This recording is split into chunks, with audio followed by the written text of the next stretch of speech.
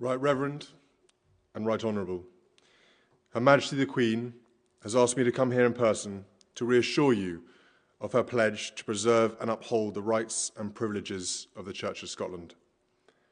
Moderator, let me first congratulate you warmly on your appointment and wish you all the very best for a rewarding year in office. You are no stranger to public life, having served the governments and parliaments at Holyrood and Westminster with great distinction for nearly 40 years. In that time, you faithfully represented the interest of your constituents on Orkney and Shetland, carrying the voice of some of Scotland's most distant parts to the temporal heart of the nation. Your appointment as moderator extends that service, this time to the spiritual mission of the Church of Scotland. Catherine and I are looking forward to going to Orkney later this week. I understand it will be the very first visit by a Lord High Commissioner. I hope the weather plays ball. Moderator, the Church of Scotland has afforded you its highest honour in asking you to fulfil this role. You are an experienced minister in the political sense, but you are only the second elder to hold the post of moderator. I know you will bring a different and valuable perspective. The General Assembly and the Church of Scotland more broadly will benefit hugely from your experience, wisdom, and above all, your faith during the discussions this week and in the months ahead. Right Reverend and Right Honourable, pray be seated.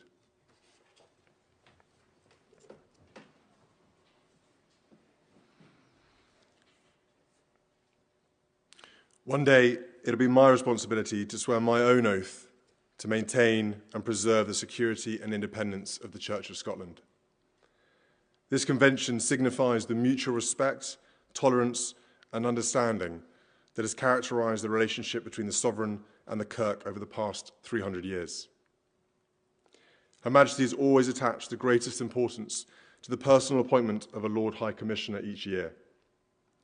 It signals the reaffirmation of these values and acknowledges the integral role of the Church playing in Scotland life. My appointment is therefore both a great honour and a humbling opportunity. It is my duty today to speak, but equally, I am here to listen. In Scotland this week, I will have my eyes and ears permanently open. There's so much to see and to hear about. The way faith manifests itself in people's everyday lives and in the very work of the Church of Scotland. And the challenges and opportunities faced by people, old and young, and their hopes and aspirations for the future.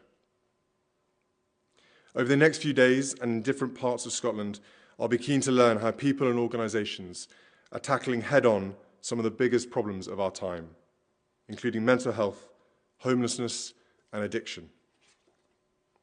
And you won't be surprised to hear, I'm looking forward to seeing examples of how innovation and determined ambition can help find solutions to the global environmental challenges we are all facing on this planet. Most of all, I want to mark, recognise and celebrate the brilliant and compassionate work Scots have done and continue to do to support each other through this harrowing pandemic. This work is continuing apace across Scotland as we speak in order to suppress the Indian variant. Catherine and I are very disappointed that we will not be able to visit Glasgow this week, where, among other things, we are planning to host a concert for local heroes at the Barrowlands. We look forward to finding a time to visit again soon. As we try to emerge from a long period of uncertainty and turmoil, I'm grateful for the chance I'll get this week to really listen, with humility and compassion, to many people in Scotland from all walks of life, from different traditions, and from all faiths and none. It has been suggested that I take Proverbs 19:20 as my guide. Listen to advice and accept instruction, that you may gain wisdom in the future. And of course, Jesus himself put it more succinctly, those who have ears, let them hear. I know all of these issues and many more will form part of your deliberations in the General Assembly this week.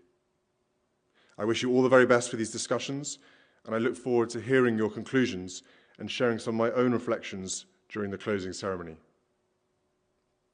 This year's General Assembly will feel very different from normal, and it is odd, I confess, to be speaking into a camera rather than to the sea of faces that I know would normally fill this hall. Debating over Zoom, of course, brings its own unique challenges. But remember, moderator, unlike your predecessors facing a hall full of commissioners, you have supreme control of the mute button. Along with listening this week, there is nothing I do want to tell you. Scotland is incredibly important to me and will always have a special place in my heart. I've been coming to Scotland since I was a small boy. As I grew up, I saw how my grandmother relishes every minute she spends here. And my father is never happier than walking among the hills. My childhood was full of holidays, having fun in the fresh air, swimming in lochs, family barbecues with my grandfather in command, and yes, the odd midge. I spent 4 very happy and formative years studying in St Andrews. The town and the students left me alone to get on with student life, allowing me to share their freedoms and their pubs. I did training as a pilot in Inverness. As well as enjoying the camaraderie of my colleagues, it was a privilege to see the majestic sights of Scotland from the air. In short, Scotland is the source of some of my happiest memories, but also my saddest. I was in Balmoral when I was told that my mother had died. Still in shock, I found sanctuary in the service at Crathy Kirk that very morning. And in the dark days of grief that followed, I found comfort and solace in the Scottish outdoors. As a result, the connection I feel to Scotland will forever run deep. And yet alongside this painful memory is one of great joy, because it was here in Scotland, 20 years ago this year, that I first met Catherine. Needless to say, the town where you meet your future wife holds a very special place in your heart. George, Charlotte and Louis already know how dear Scotland is to both of us, and they are starting to build their own happy memories here too. We have no doubt they will grow up sharing our love and connection to Scotland, from the Highlands to the Central Belt, from the islands to the borders. I know that for many people across Scotland and beyond, the church has been an essential refuge over the past incredibly challenging year of the pandemic. The country locked down, the schools were shut, and the economy paused. National institutions took unprecedented control over our daily lives to keep us all safe. The NHS has been stretched to breaking point, and up and down the UK, people have suffered unbearable grief and a severe test to their mental health. Yet in the midst of this pain and confusion, it has been inspiring to witness the community spirit sprouting up organically. Life has become more local, and small-scale organisations have innovated and adapted rapidly to care for the most vulnerable in society. The Church of Scotland is a case in point.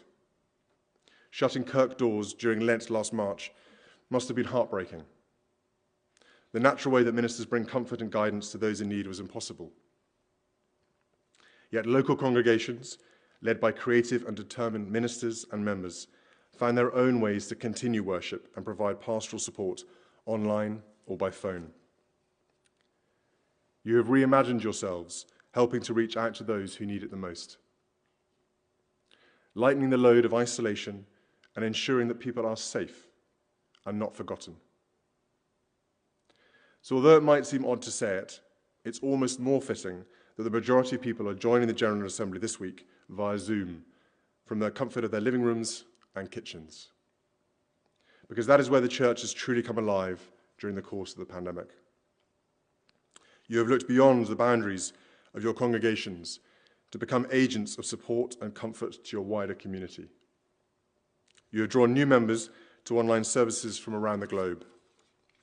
You have embraced change and found new life, purpose, and energy through your willingness to adapt.